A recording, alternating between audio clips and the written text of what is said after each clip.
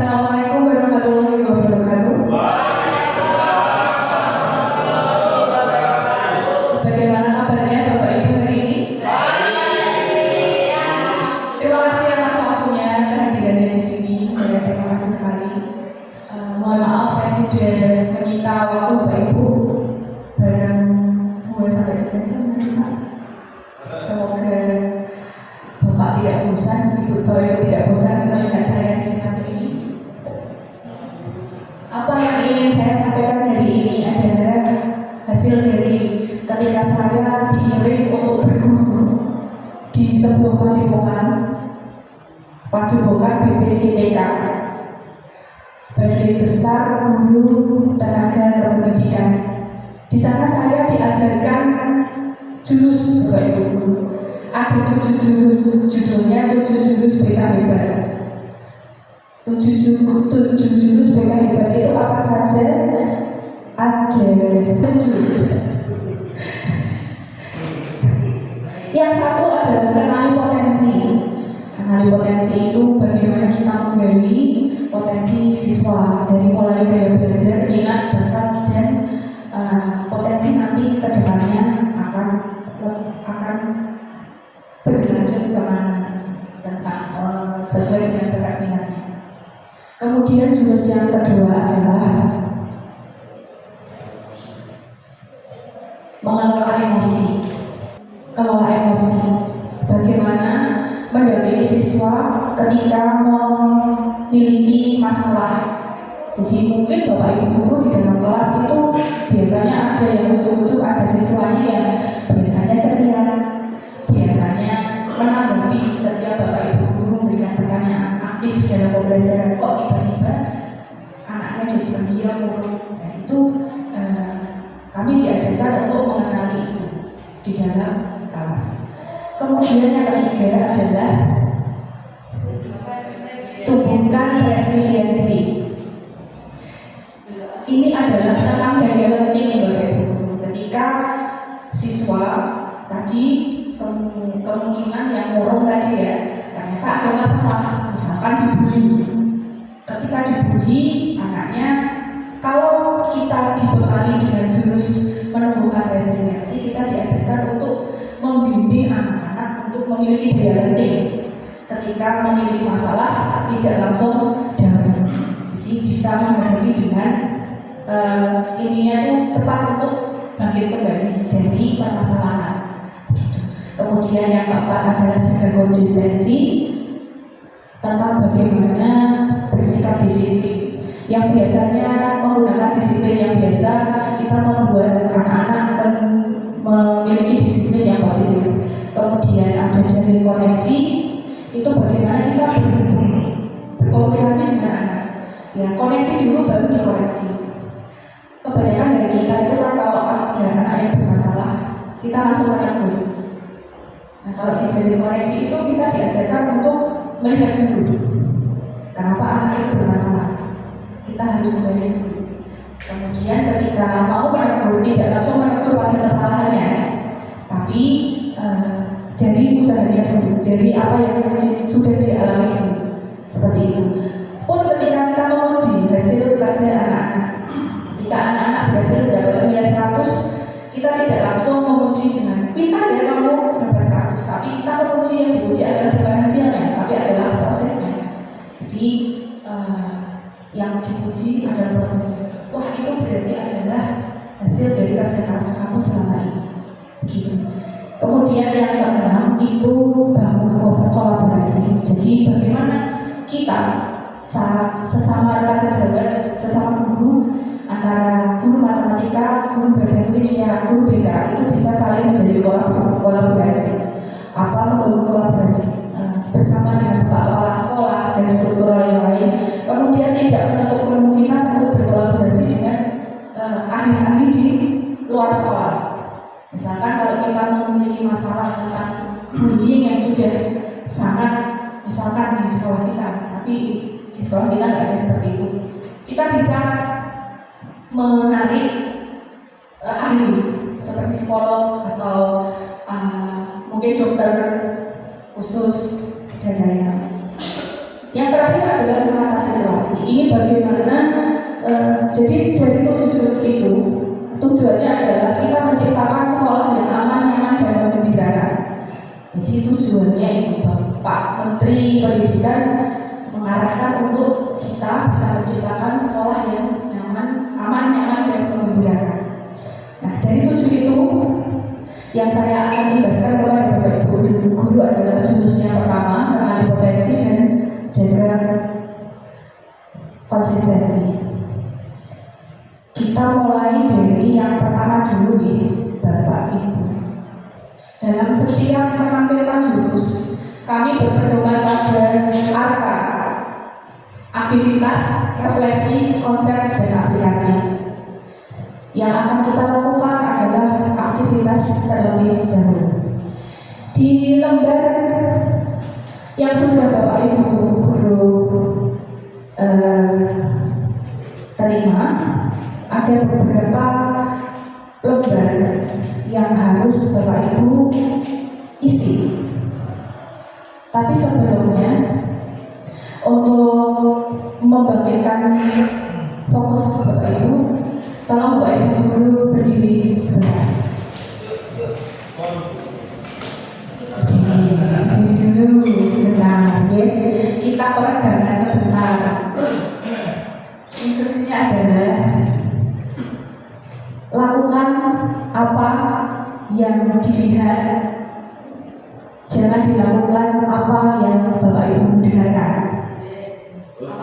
Lakukan yang apa Bapak Ibu lihat, jangan lakukan apa yang Bapak Ibu dengar. Pegang telinga, pegang kepala, pegang perut. Lakukan apa yang Bapak Ibu lihat, jangan lakukan belum fokus. Kita ulangi ya. Pegang perut, pegang hidung, pegang telinga, pegang mata. Iya, fokus sudah. Terima kasih tepuk tangan untuk Bapak Ibu. Ya, kalau sudah bisa membuka aku pintar, silakan dibuka aku pintarnya.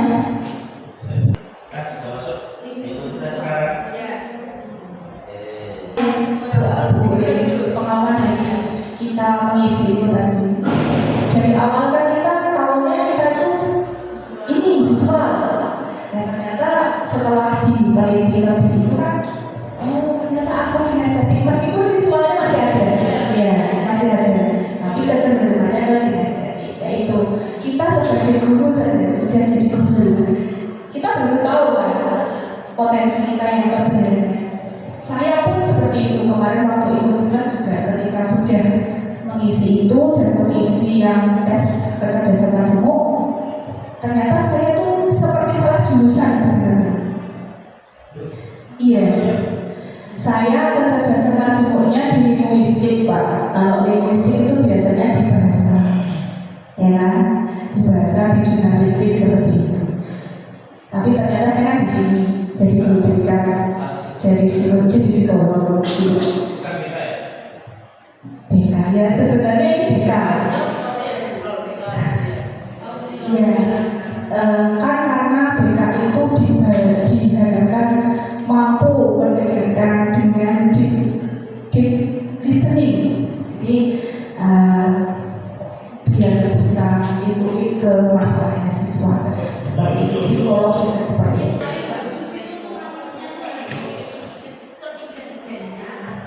Nggak ada bagus, nggak ada apanya. Cuma kalau sudah tahu dengan seperti ini kan kita juga bisa memikirkan juga, oh lebih efektif, lebih optimal. Kita tuh pakai untuk memahami sesuatu, kita pakainya gaya yang mana, bagaimana cara belajarnya. Itu nanti yang didiskusikan berkelompok. Sambut, ya?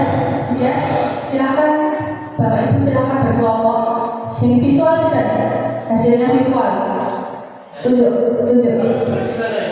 Yang depan kinestetik. Yang visual sudah Pak Andika apa? Oh kinestetik. Jenengan auditori Pak Gudreng. Ya silakan yang visual bergabung dengan visual. Ya sesuai visual, yang sesuai. Ya.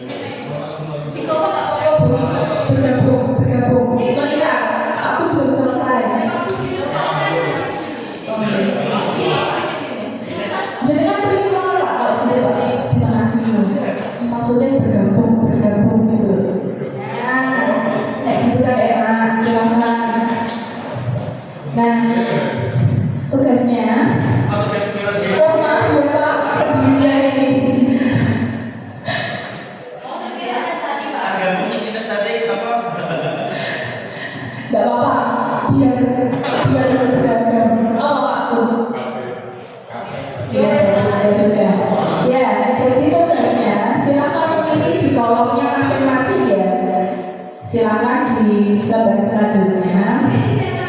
Cetak, mau dicetak. Ini sebenarnya untuk anak, cuman kita sebelum diberikan ke anak, kita juga mensimulasikan untuk diri sendiri. Iya, untuk diri sendiri. Jadi silakan diskusi strategi pembelajaran juga untuk rencananya untuk anak-anak itu seperti apa, ya, paham ya? Silakan diskusikan strategi belajar yang efektif sesuai dengan gaya belajar masing-masing kelompoknya. Bagaimana? Silakan dituliskan nanti disampaikan ya salah satu perwakilan kelompoknya nanti membacakan gitu. Yes. Mandiri sekali Pak Arif ini. Gaya belajar. Maju. Ya selesai.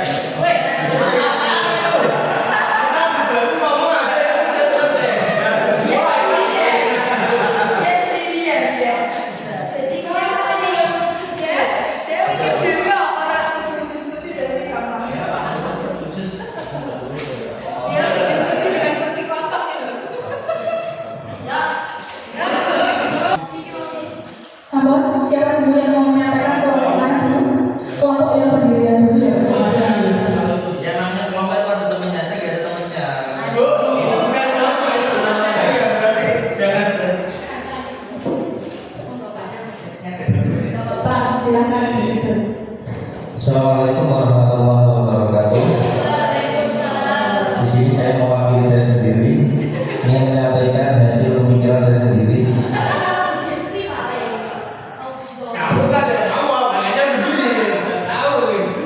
Terkait gaya belajar yang menurut aplikasi cocok dengan saya, yaitu auditori ya.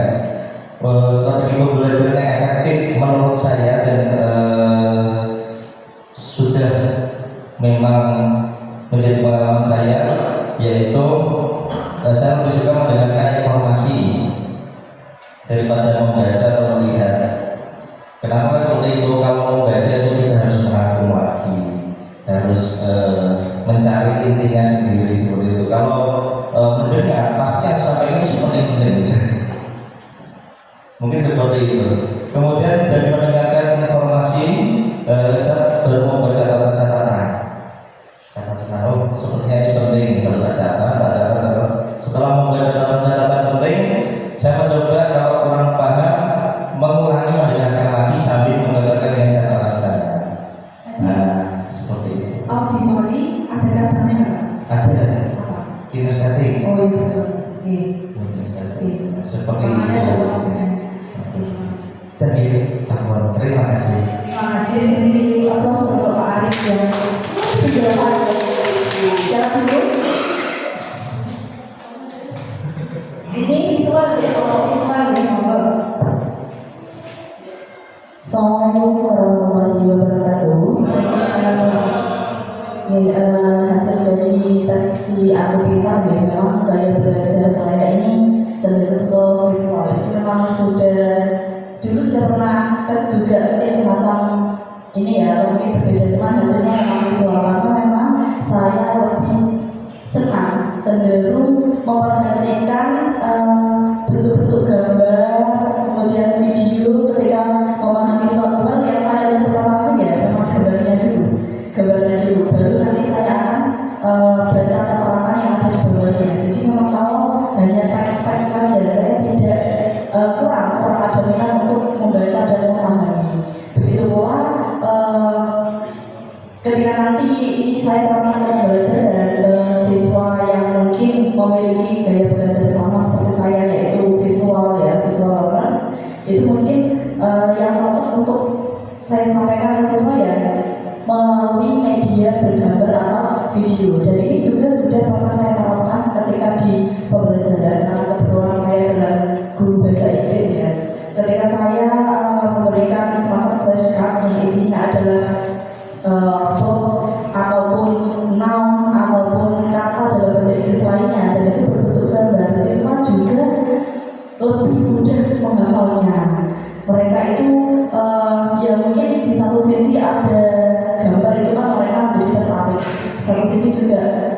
ketika gambar itu berwarna itu juga bisa memberikan semangat yang lebih, jadi tidak ngantuk dan bisa lebih padat gitu.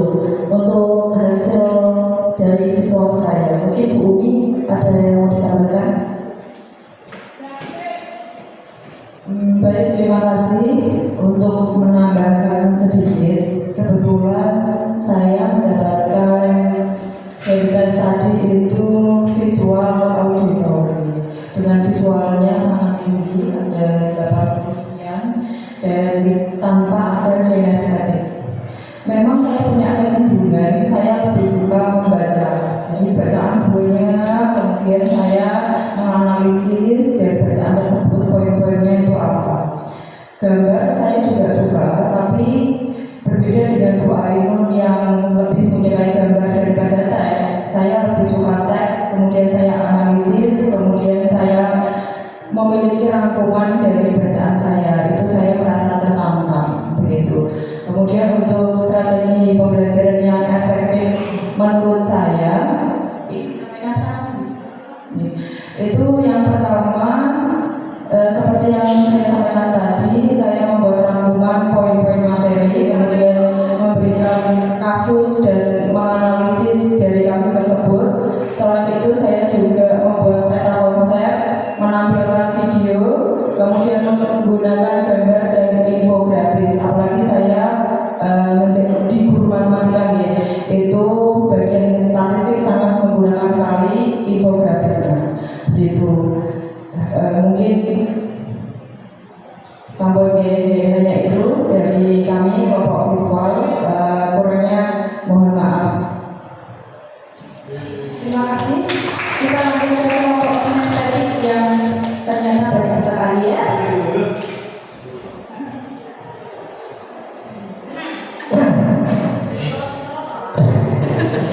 Iya, kalau tipenya kinestetik ya, Bu. Ya, terima kasih Bapak Ibu yang diberikan waktunya di kelompok kami, yaitu di kelompok kinestetik ya, atau gerak. Nah, ini kenapa di kelompok kami banyak yang memilih kinestetik? Memilih Pak, karena memang ditakdirkan jadi kinestetik. Bukan ditakdirkan juga, tapi kan juga ada pertanyaan juga yang kita jawab. Jadi memilih itu adalah tidak pun ditakdirkan, itu juga pilihan kan gitu. Ya, untuk kelompok kami kinestetik itu adalah karena kita beda dengan visual dan juga Pak Ari Bapak tadi sih. Ya, kita juga kita beda kita kinestetik, yaitu kita adalah untuk apa itu penyelenggaraan belajarnya dengan banyak gerak. Jadi kita mengamatinya dan juga penyampaiannya adalah melalui pergerakan. Ya, yaitu strateginya untuk pembelajaran efektif untuk kinestetik yaitu adalah belajar sambil bergerak atau gerak. Nah, contohnya apa? Misalkan saya adalah mapel PJOK ya, bukan penjas bukan penjas orkes, tapi PJOK sekarang sudah berubah. Ya, itu memang harus melalui yang pertama memang harus membaca juga, harus membaca juga, memahami, dan kebanyakan ini untuk menyampaikan kesiswanya yaitu melalui contoh atau pergerakan. Ya, untuk di saya sendiri ya, untuk PJOK itu belajar sambil ini strategi belajarnya gitu ya, belajar sambil gerak. Yang kedua yaitu melakukan misalkan suatu eksperimen. Yang ketiga adalah diskusi aktif, yaitu partisipasi aktif dan menggunakan alat peraga, model atau objek nyata. Nah, ini misalnya di PJOK juga misalkan untuk apa itu penyampaian materinya, misalkan bola voli, misalkan kan harus ada alat peraganya, misalnya ada net, ada bola dan lain sebagainya. Dan juga untuk guru PS juga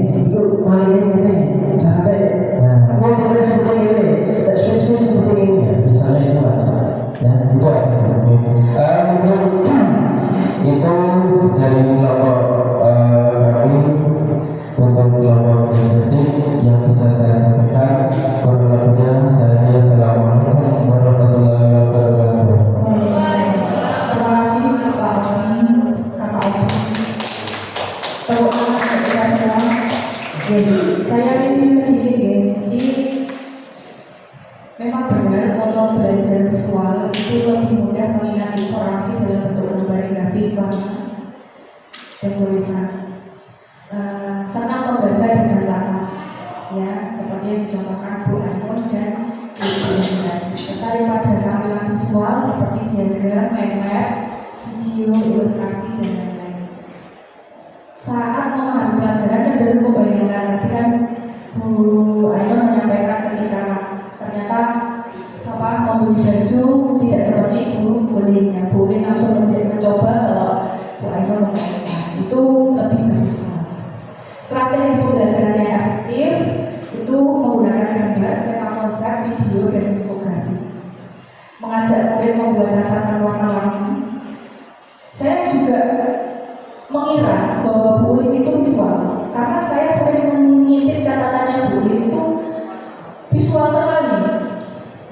Karena saya orang visual, jadi saya senang melihat catatannya Bu Ulin. Tapi ternyata Bu Ulin itu malah cenderung ke finance-nya itu. Iya.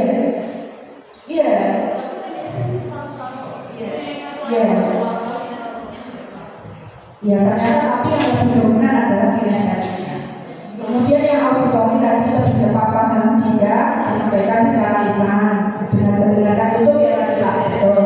Kemudian saya berdiskusi mengingat informasi yang didengar seperti lagu, cerita, dan percakapan. Strategi pembelajaran yang efektif menggunakan diskusi, tanya jawab, rekaman suara. Kemudian mendorong murid untuk menjelaskan kembali materi dengan kata-kata sendiri, itu kalau auditori. Kemudian yang kinestetik, belajar lebih efektif dengan menyentuh, bergerak, atau melakukan langsung. Ini sangat cocok dengan pelajaran PJOK dan perpindahan otomotif. Jadi yang produktif PSN itu lebih cocok. Mudah bosan jika hanya duduk diam dan terlalu lama. Makanya kenapa anak-anak kita yang PSN itu lebih suka jalan-jalan kan? Nah, itu karena memang anak PSN itu lebih cenderung kinestetik. Jadi dari sini kan Bapak Ibu juga sudah bisa memahami anak-anak. Jadi nantinya bisa menjadi bekal panjenengan untuk bagaimana menghadapi anak-anak seperti anak-anak yang sudah ada di sini. Ini akhir dari jurus pertama kita. Sebelum kita menginjak ke jurus yang selanjutnya, monggo silahkan istirahat dulu. Kita coffee break, tapi tidak ada kopinya. Tidak usah Pak. Kita istirahat dulu sebentar nih, 5 menit. Kasih semangat ya Ibu. Berdiri lagi ya, kita habis isi. Berdiri lagi, terus kalau saya berkata dikasih apa, dikasih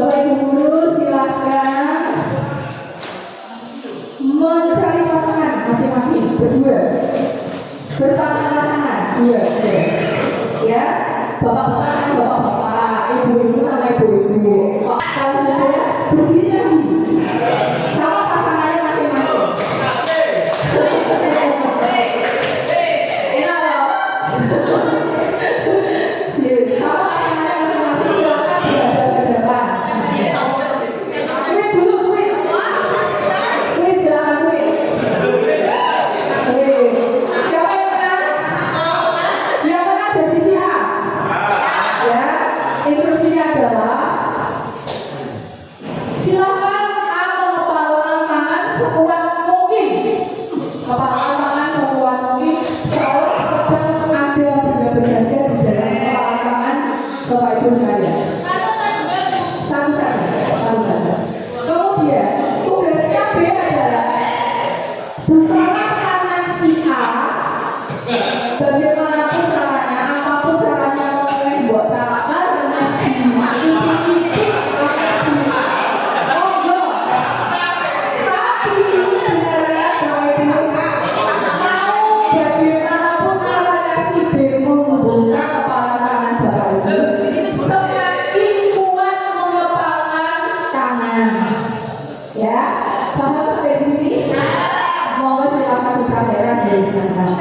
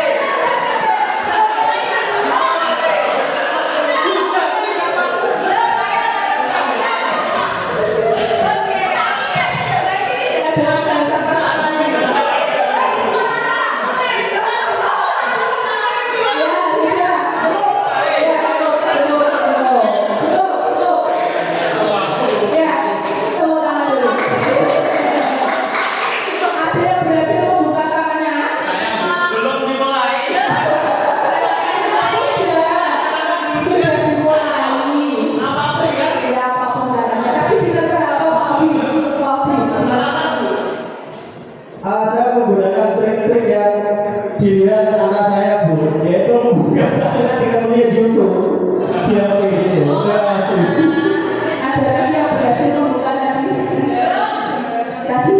Apa dengan cara apa, Bu? Oh iya, pakai tipuan ya. Pakai trik tipuan kamu. Silakan ditulis. Ini untuk B. Apakah mudah menggunakan nasihat?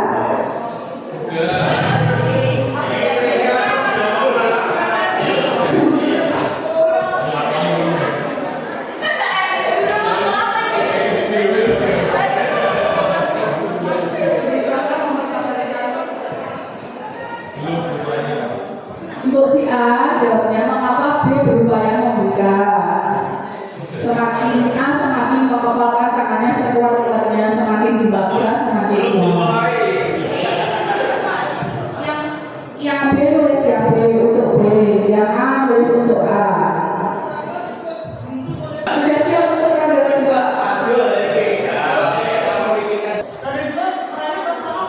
Ronde kedua silakan berdiri dulu lagi ya, bersama pasangannya masing-masing.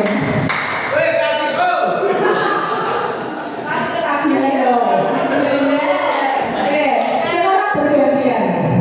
Yang tadi mengepal sekarang, yang tadi membuka sekarang mengepal. Bergantian. Berganti peran. Tapi berganti peran, ya.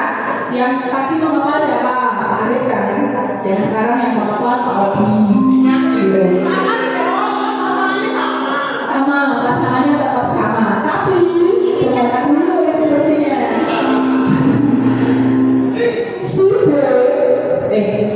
Si A yang mengepal si A kan sekarang si B. Si A membuka kepalan si B, tapi tidak boleh menyentuh ada sentuhan fisik sama sekali. Ya, apapun caranya, tapi tidak boleh ada sentuhan fisik sama sekali. Ayo, silakan.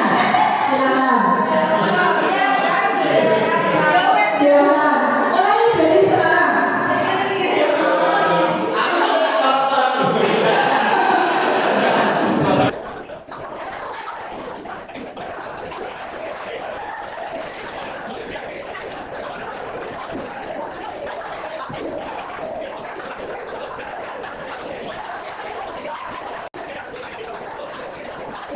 cukup itu.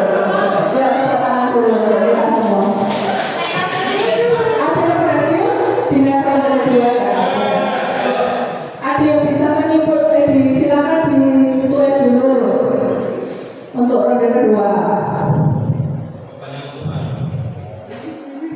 Berhasil atau tidak? Silakan ditulis tidak berhasil.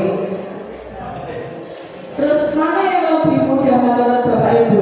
Apakah ronde pertama dengan kontak fisik atau ronde kedua tanpa menyentuh? Ronde pertama, silahkan. Dalam kehidupan sehari-hari, cara mana yang sering Bapak Ibu lakukan?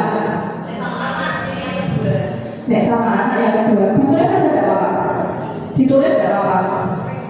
Tidak apa-apa. Dalam kehidupan sehari-hari, cara mana yang sering kita lakukan? Ada yang bisa menanggapi untuk pertanyaan yang terakhir tadi? Cara mana yang lebih sering digunakan dalam kehidupan sehari-hari? Kedua ya. Tidak ada kontak fisik. Ya. Karena kalau dengan kontak fisik itu akan menumbuhkan disiplin yang sementara. Betul atau tidak?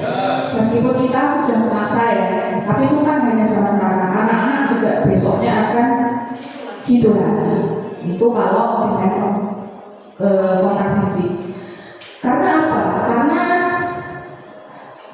kesadaran dan paksaan itu bertolak belakang. Ya, manusia itu kan punya kebutuhan dasar untuk dihargai, ingin dihargai kemerdekaannya, otoritasnya, otonominya. Jadi tidak suka dipaksa dan diberikan. Begitu ya, Ibu kesiswaan.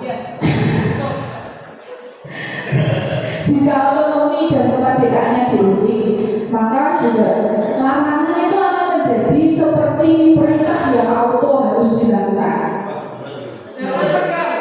Jangan pegang. Iya, dipegang.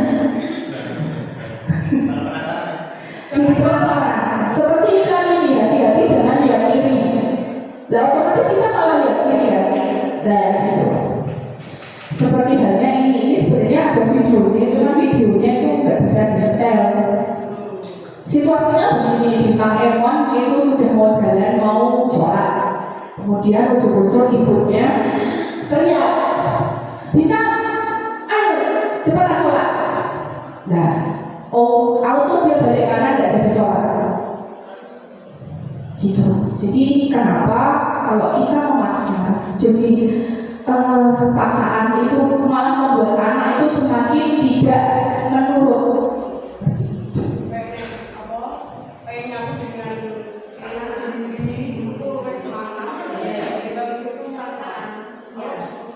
Kita udah pengen dapur, satu, cukup. Kalau mereka bisa lagi dengan nada ya, nada yang tidak enak.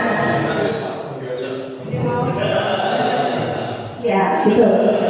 Ya, begitu. Itu masalah disiplin. Nih, pembiasaan berbasis kesadaran. Disiplin biasa dengan disiplin positif. Disiplin biasa itu biasanya karena faktor eksternal seperti paksaan. Disiplin positif karena kesadaran dari internal. Jadi kalau sudah tertanam disiplin positif itu, jadi anak atau kita itu sudah sadar, oh saya itu disiplin karena harus disiplin, bukan karena nanti akan dihukum sama guru BK atau kesiswaan. Seperti itu.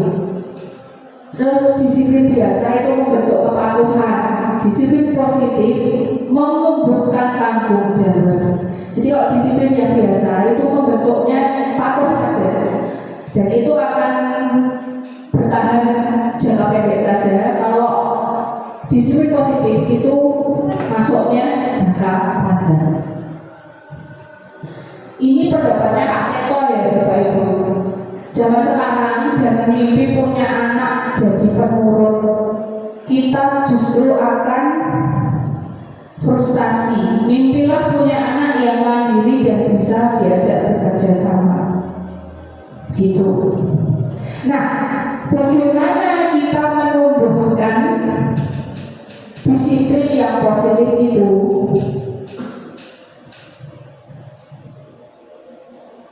Ada 4 langkahnya. Bagaimana kebiasaan itu terbentuk? Yang pertama adalah melalui petunjuk atau isyarat. Buatlah kebiasaan itu jelas terlihat. Kemudian kalau sudah masuk ke buatlah kebiasaan itu menjadi menarik. Kemudian buatlah kebiasaan itu mudah dilakukan. Buatlah kebiasaan itu memuaskan. Contohnya di sini. Dari kesadaran menuju kebiasaan yang konsisten. Bapak Ibu kalau mau mulai lari itu biasanya punya target ya. Mulai olahraga kita kalau mulai olahraga punya target ya. Nah, apakah target yang panjenengan buat itu nge-push diri sendiri? Mendorong diri sendiri. Ya, aku mau lari sehari 10 km. Oke. Kan padahal sebelumnya tidak ada habit lari ya, tidak ada habit lari, tapi langsung targetnya 10 km. Ya, awal-awal memang terlaksana, semangat. Kemudian nanti di hari ke-6, hari ke-5 itu mulai menurun. Hari pertama, kedua masih 100%. Hari ketiga akan ada penurunan, hari keempat ada penurunan, hari kelima semangatnya turun drastis, kemudian hilang. Karena apa? Karena targetnya itu terlalu berat, targetnya terlalu jauh melampaui kebiasaan kita.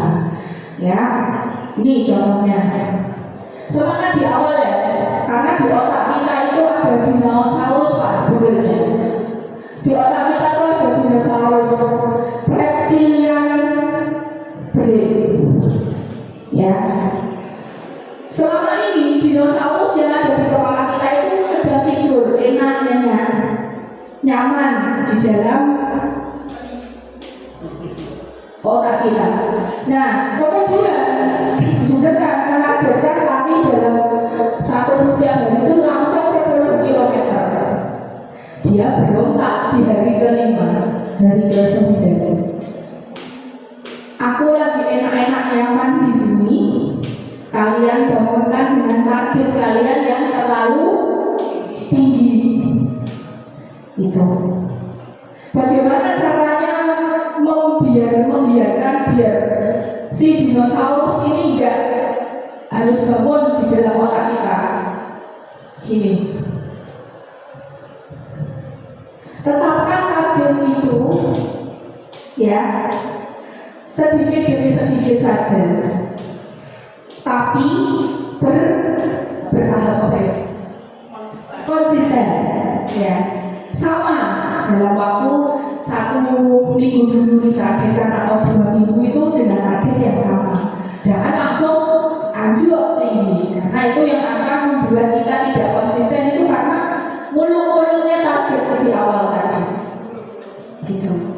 Nah, kan nanti dinonya tetap enak tidur. Zona nyamannya tuh nggak terusik gitu loh. Karena kita memang lebih memang kalau bisa tetap di zona nyaman tuh untuk mengoptimalkan diri. Nah, caranya seperti itu. Begitu pula ke anak-anak. Jadi kalau menargetkan ke anak-anak sebisa mungkin itu tidak langsung anjlok di target yang di atas. Kan ada ini pepatah ya, sehari sehelai benang, setahun sehelai kain, sedikit demi sedikit, lama-lama menjadi bukit. Nah, saya ingin mengajak Bapak Ibu untuk menumbuhkan kedisiplinan di awal kebiasaan hidup. Ya, Bapak Ibu kalau tidur malam itu jam berapa? Jam 10. Sini ibu jam 10. Setengah 3 Bu. Wah, ngapain aja Bu? Ya, padahal ya Bu. kita harus mencontohkan ke anak-anak 7. Padahal kita harus mencontohkan 7 kebiasaan anak Indonesia hebat kepada anak-anak. Salah satunya adalah tidur serat. Tidur serat. Manfaat tidur serat apa Pak? 1. Ya, jadi 7 kebiasaan anak 7 kebiasaan anak Indonesia adalah apa? Tidur tepat, bangun tepat, ibadah taat, makan sehat, olahraga kuat, belajar giat dan bermasyarakat. Ya, salah satunya akan kita latih di sini, yaitu tidur cepat dan bangun tepat. Tidur cepat dan bangun tepat. Di lembaga yang meriwayat kebiasaan tidur sore ke belakang, saya minta ke ibu bapak untuk menuliskan jam berapa sehari yang lalu sampai 7 hari yang lalu bapak ibu pergi tidur. Ya, jamnya dikira-kira lalu bapak dan bangunnya jam berapa. Kalau sehari yang lalu yang kemarin itu tidurnya jam berapa, bangun tadi pagi jam berapa. Ya ditulis.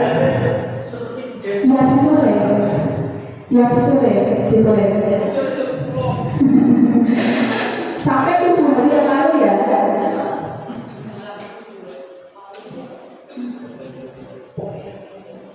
Dieling-eling aja. Ini jamnya ya? Anjir, Bapak Obi. Sehari yang lalu, yang ini dulu Bapak, yang ini dulu deh. Jenengan akselerasi kok. Ya, yang lalu kemarin berarti tadi malam tuh tidurnya jam berapa, tadi pagi bangun jam berapa. Pak Andika, saya bertahan 248 325 315 420 325. Wow. Bangun tidurnya akses kami jam 5, hampir jam 6, jam 5 lebih hampir jam 6. Nah, ini apa penyebabnya tidur telat dan dampaknya apa? Kalau begitu silakan ditulis. Menurut Bapak Ibu, pergi tidur terlalu malam itu apakah sehat? Ya tergantung Bu. Tergantung apa? Misalkan saja kalau kita tidur itu tidur malam, Yeah. kalau kita melihat taruhan itu kan sehat.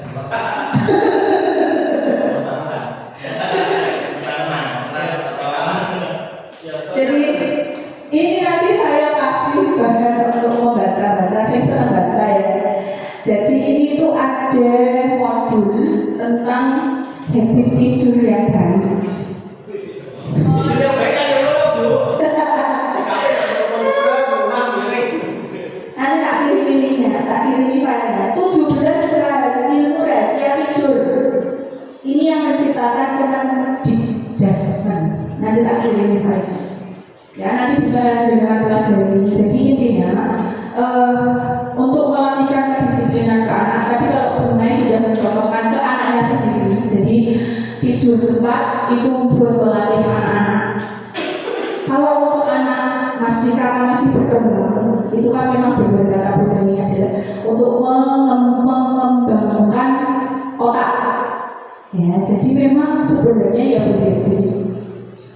Tidur yang sehat itu 8 jam. Jadi untuk mengoptimalkan kerja otak. Jadi kalau bisa Pak Andika dirajinkan tidurnya. Jangan terbalik waktunya, karena tubuh itu malah lebih optimal, organ-organ kita lebih optimal bekerja itu ketika malam hari. Ya, kalau kata dokter Tirta kan kita nggak bisa bayar utang tidur di siang hari, tidur malam di siang hari itu nggak bisa, nggak akan optimal karena organ di dalam kita itu akan bekerjanya itu ketika malam hari. Dokter Tirta ini sih ngomong bukan saya.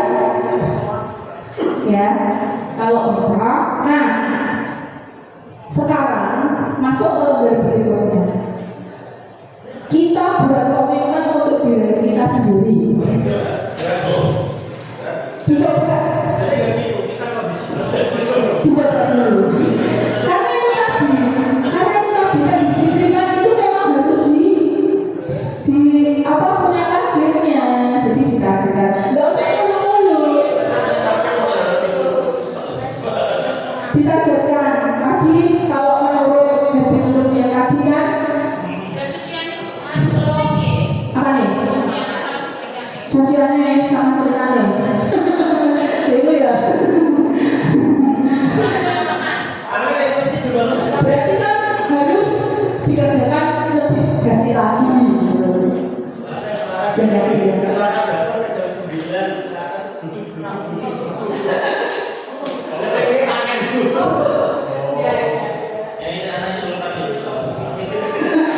Tapi dicoba dulu Pak, dicoba. Nggak usah targetnya, nggak usah jauh-jauh dari yang sebelumnya. Ya dinaikkan sedikit-sedikit targetnya. Bisa Pak Bu.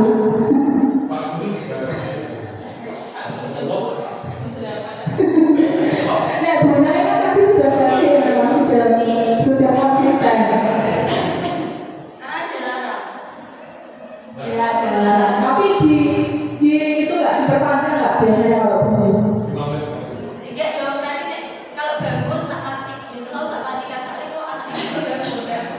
Oh gitu ya. Ya.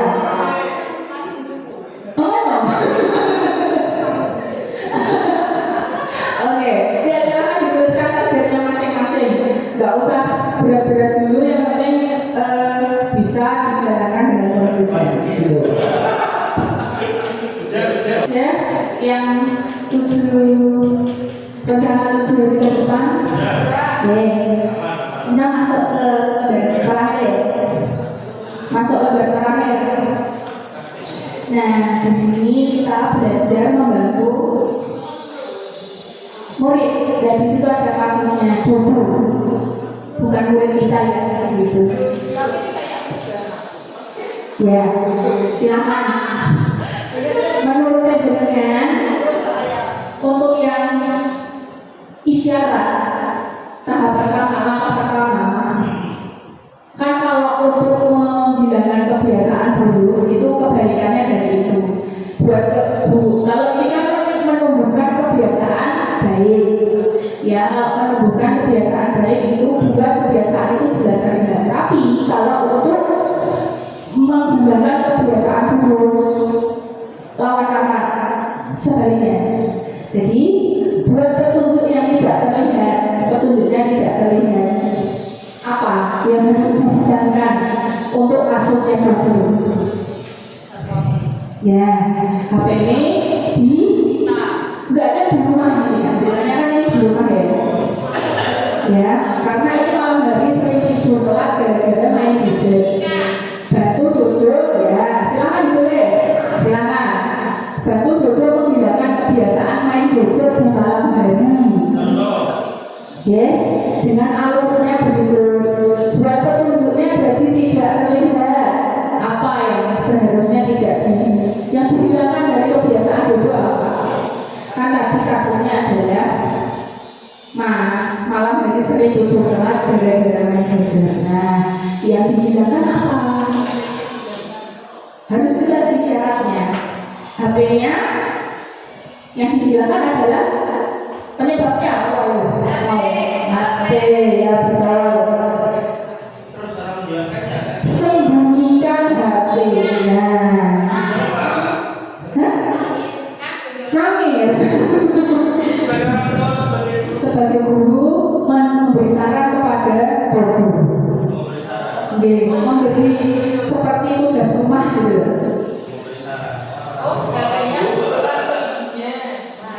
Silakan ditulis dengan cara jenengan masing-masing boleh.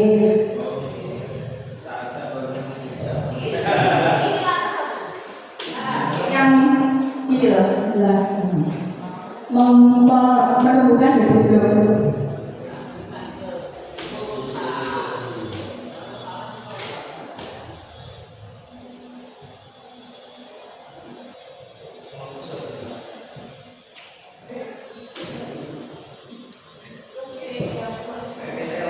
Yang kedua, buat jadi tidak menarik itu, misalnya kerugian-kerugian, sampaikan kerugian-kerugian apabila yang di pertama nanti tidak dihilangkan, kerugiannya apa?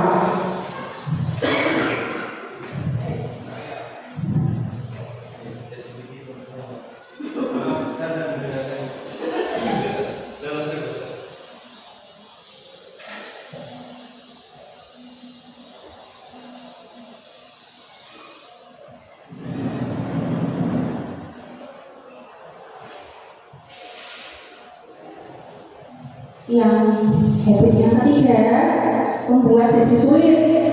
Ini di sini memperlambat akses untuk mendapatkan HP. Apa? Misalnya, kalau ada keinginan ingin meraih HP, itu dulu dari kan HP itu disembunyikan atau di tempat jauh ya, hitung sampai berapa targetnya. 1, 2, 3 sampai misal menerapkan sampai hitungan 50 baru diambil, itu ya apa namanya akan menggugurkan niatnya biasanya. Malas gitu. Atau menggunakan sandi yang rumit, bisa menggunakan sandi yang rumit. Atau juga punya trik yang lain. Itu contohnya membuat jadi sulit. Apa Pak Anda? Dijual. Kalau saya itu dimatikan notifikasi bisa, atau dimatikan HP-nya juga sekalian bisa. Beri tantangan dulu pada dulu. Ya, sama masih sholat jemaah dulu kalau sudah berat itu susah. ya makanya bisa. Dibuat jadi sulit dulu untuk mendapatkan keinginannya. Jadi dia akan kebiasaan buruk itu lama-lama akan hilang dari itu. Nah, kita harus ada pengawasan. Nah ya ini pengawasan dengan orang tua ini di mana ya masalahnya? Masalahnya ini di rumah kasusnya. Fokusnya pada dampak negatif yang jangka panjang. Apa itu? Negatif jangka panjang. Kalau dia setelah terus-terusan Dia akan menjadi apa itu? kecanduan.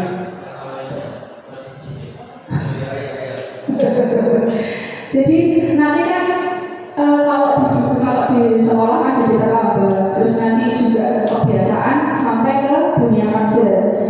Ya, kasihan nanti jadi sering terlambat kalau masuk kerja gitu.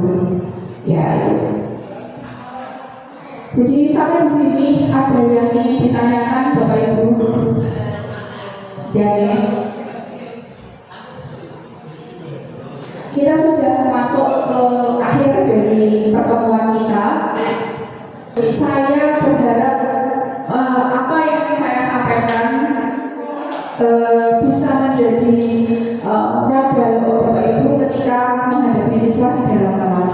Mohon maaf kalau saya terkesan menggurui, saya tidak bermaksud untuk terkesan menggurui. Saya hanya ingin menyampaikan apa yang sudah saya terima, dan tidak bisa semuanya saya sampaikan. Saya hanya bisa menyampaikan hanya 2 jurus. Nanti kalau ada kesempatan waktu yang lain dan diberi kesempatan untuk menyampaikan jurus yang lain, insya Allah saya siap untuk menyampaikan itu kepada Bapak Ibu. Kemudian terima kasih atas kehadiran Bapak Ibu dan partisipasinya. Sekali lagi semoga Bapak Ibu dapat menularkan habit baik ini kepada siswa-siswi Bapak Ibu ketika berada di dalam kelas. Saya akhiri wabillahi taufiq wal hidayah. Wassalamualaikum